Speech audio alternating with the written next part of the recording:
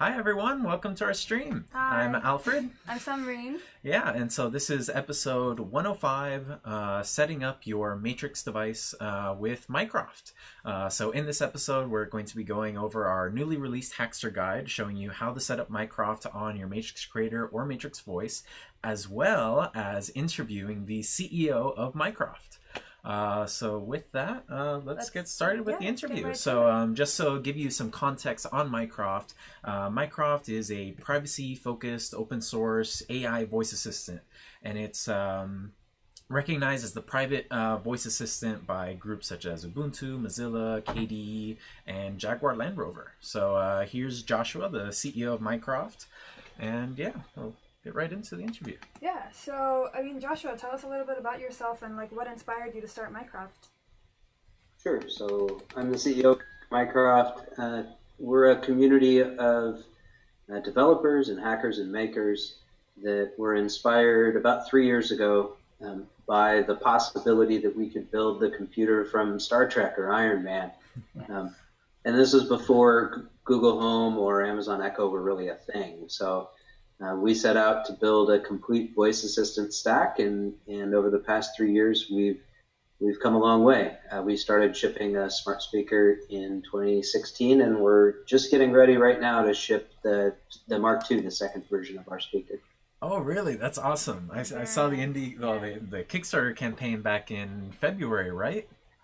Yeah, we ran a really successful Kickstarter in February. We've continued through Indiegogo to do some pre-sales, and we're getting ready now. Our contract manufacturer is spinning up plastics and whatnot, and we're getting ready to ship those out and put them out in the world and kind of see how that's received. Nice. So for viewers who don't know, could you tell us a little bit more about the Mark II? Sure. So the Mark II is a smart speaker designed to provide all of the services that a voice assistant provides, but without all of the privacy concerns that have really come to light with the technologies that are being shipped by the Silicon Valley majors. The idea is that you can have a smart speaker that does stuff like controls lights and plays music and does news and weather and all of the other things you've come to expect from an assistant, but that you don't have to give up your family's privacy and put an always listening device connected to, in many ways, Big Brother type technologies in the home. You can do it while preserving privacy and really continuing to have to keep your home environment to yourself instead of sharing it with data mining operations in the valley. Yeah, no, that sounds great, and that's a huge topic right now. I mean that's one of the reasons why we have our devices now running Mycroft and other services, just so that the privacy is all there. There's nothing going to the cloud. It's all very secure in that way. Yeah, it's good to give people the option, and there will always be people out there that really like the experience and the value that some of the other assistants provide. We view our role as simply providing an alternate choice for individuals, and then, of course, for companies who want to deploy a voice assistant with a smart speaker, maybe for a retail store or for in a call center or in an automotive application, who don't necessarily want to partner with our friends at Google and Amazon for whatever reason. Yeah, I can imagine not many retail stores would want to be partnering with Amazon in the store. It's always really surprising that Albert Wenger up at Union Square Ventures is one of our investors on a personal level, and he wrote a really great blog post a couple of years ago that really kind of laid out some of the existing technologies as a trap. And it's amazing to me after watching what happened to the newspaper industry when they opened up their websites and allowed Google to crawl them, and they really commodified their product, right? They took news from something you pay for to something that's free, and in that process they basically demolished the entire news industry. Yeah. There were a series of retailers that flocked to Amazon early on, and there's still tens of thousands of small retailers who retail through Amazon.com. Yeah. And in every case, the Seattle giant gets bigger and stronger and more, generates more and more revenue. while margins are shrinking for everyone else. And so it's always amazing how willing people are to. The Russians have a saying: "An American will sell you the rope with which you intend to hang him." And it's very, very true. Like, companies will continue to build these partnerships and give up access to their most important resource, their data, simply for the convenience or to make a short-term dollar. Yeah. No, it's a big thing here.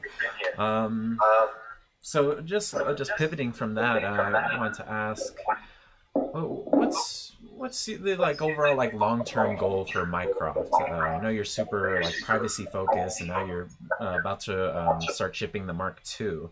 But what's next? What else do you plan for Mycroft? Sure. If anybody's had a look and seen what Google's done with their duplex technology, you can see that technology is now able to make outbound phone calls in a couple of domains. One of them is booking appointments, and to interact with the agent on the other end of the phone so naturally that the person who answers the phone can't tell that they're talking to a computer. And Google demoed that on stage earlier this year. Yeah.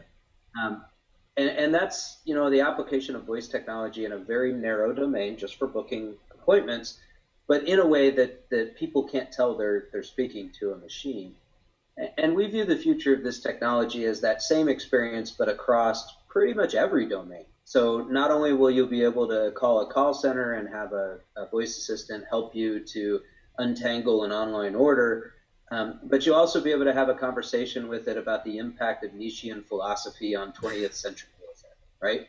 And in that future, the voice agents will interact so naturally that people won't know they're talking to a machine when they're speaking on a phone or on a device or on a smart speaker. And we really view our role and the role of our community to make sure that technology is available to everyone. Right now, there's a real strong danger that yet again there'll be this really key critical technology to the future of tech, and yet again it'll be contained in the four big companies in Silicon Valley: Apple, Amazon, Google, and Facebook. And so that's where we're headed with our community, is to develop a piece of technology that anybody can install, anybody can deploy, that puts that power in their hands, the power to deploy an AI that when people interact with it, they can't tell they're talking to a machine. And we view that as a kind of a critical juncture in the evolution of technology, and we're really excited to be building it. Yeah, it's basically democratizing voice assistants and making it just so that anybody can use it, and then they actually know what's happening behind the scenes. It's not just in a black box somewhere in the cloud, right? Exactly. And then they can also rename it. They can choose their own voices. They can very importantly port it to their language. So although Amazon and the others have done a great job with English and a number of other larger languages, where they haven't made investments is in languages that have smaller populations. So I'm here in London today talking about Gaelic and Welsh. But there's just this huge number. I mean, there's 7,000 global languages, and the current voice assistants support anywhere from 40 to 80, which means that there's more than 6,900 languages out there, languages that are important, languages like Navajo, languages like Icelandic, languages that are very important to the people that speak them. They're very important to their culture, that aren't being captured by this digital technology. And as voice assistants and as voice technology becomes a bigger part of how we compute, if it doesn't speak people's local language, it creates yet another place in their lives where they're forced to speak English, or forced to speak German, or forced to speak Spanish in the case of Catalan, where it really isn't natural. It really isn't the way that they would choose to interact with technology. They're having this bigger language hoisted on them because the Silicon Valley companies don't want to make the investment.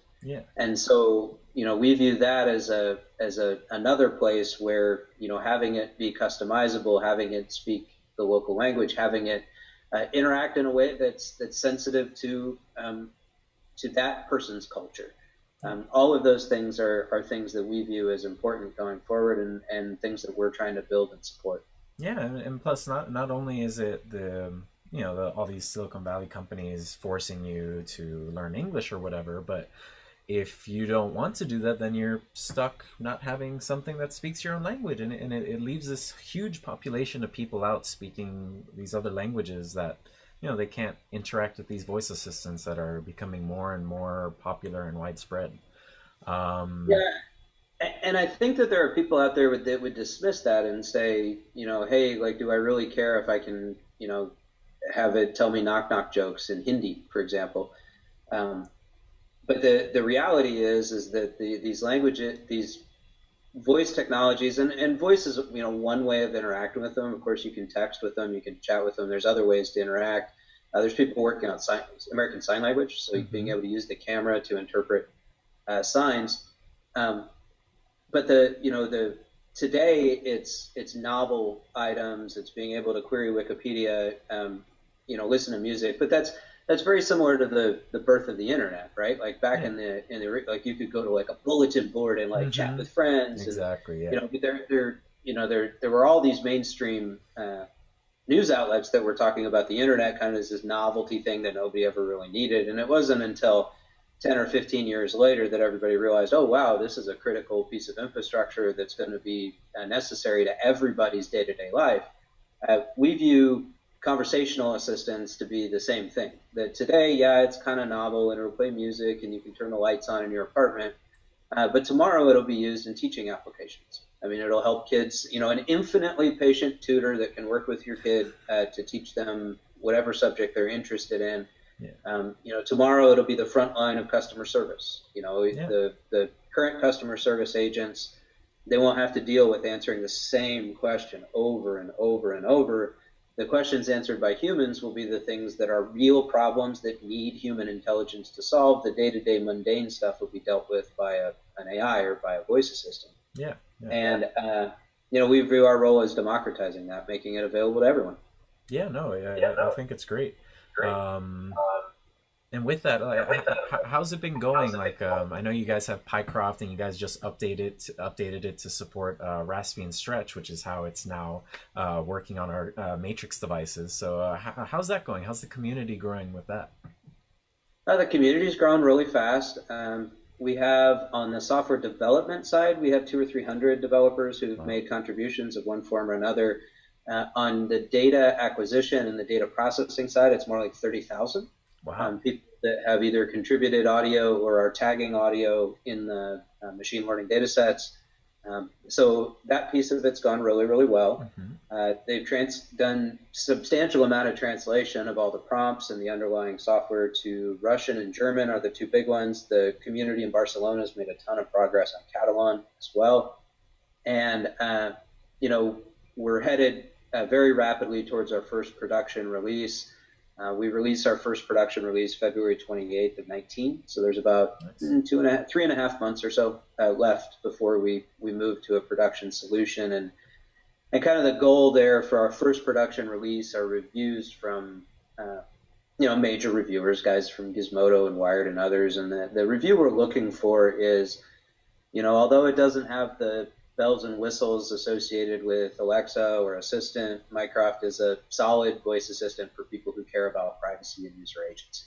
Yeah. And we think that if we can achieve that for release number one, then of course we can start on some of the more Gucci stuff like the customized conversations and customized wake words and voices and things. Yeah. Yeah. No. Once you have that like basis groundwork, it's just building up from there, right?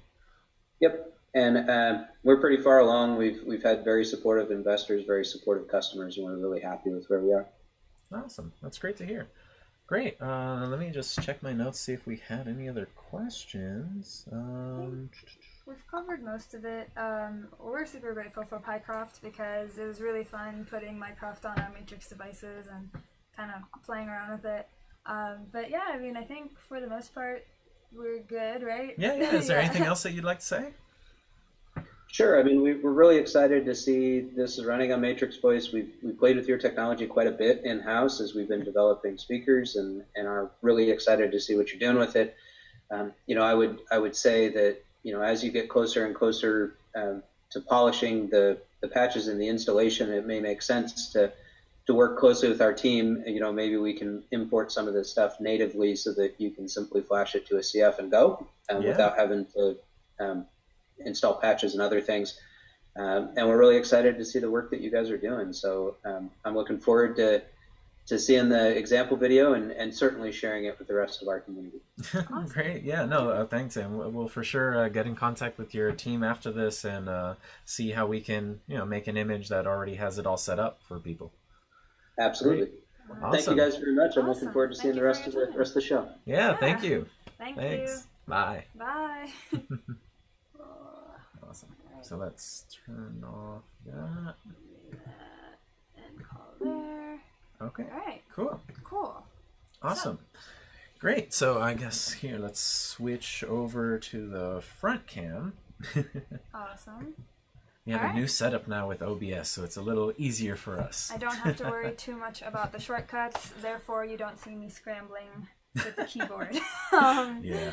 But yeah. Awesome. No, that was really great. That was Yeah, it's super nice. amazing what Yeah. they're doing, especially like with, just, getting from the community, like to get them to tag all the Oh, yeah, voices no. and different languages and all that. Yeah.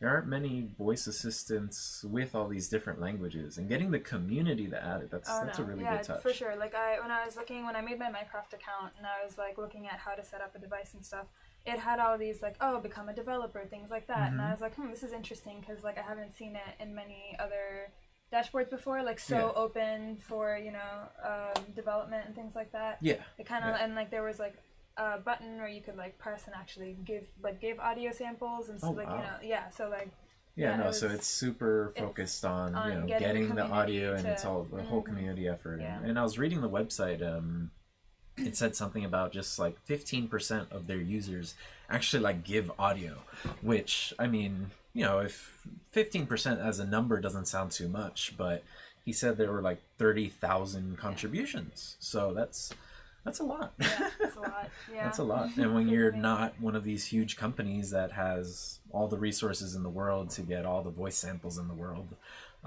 it's super helpful.